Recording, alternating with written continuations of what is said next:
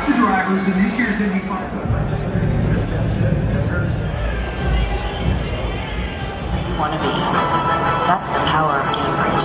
Start. Drivers! Come on, and Elio trying to become the oldest winners in history.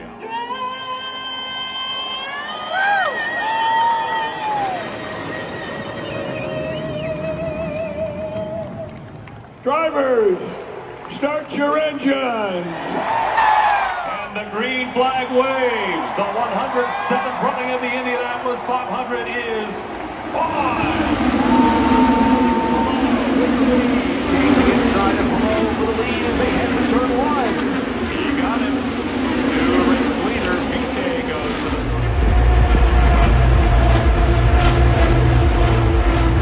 the Contact. Yeah, risky business is exactly right. Let's watch them on the scramble here. So race leaders are diving in there. Rose and Twist. Marcus Ericsson trying to hold off Joseph Newgarden and company. Ferrucci Rossi's all right there. Turn 3, turn 4, they are coming right at you. And coming off of 4, eyes on the starter, green flag waving. Big jump for Marcus Ericsson. Big jump. But is it big enough? Here comes Newgarden trying to stay with him in the draft. Look at him weaving and spinning down the straightaway. They're in turn 1. It is Marcus Ericsson in the lead. He's holding off Newgarden. Can Newgarden get around him? Turn 2.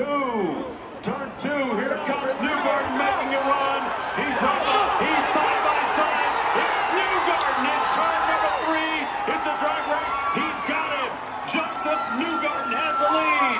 2 turns to go. Here he is in 3. Here he comes to 4. Can Marcus Ericsson make a move? Here they come off of 4. It's going to be close.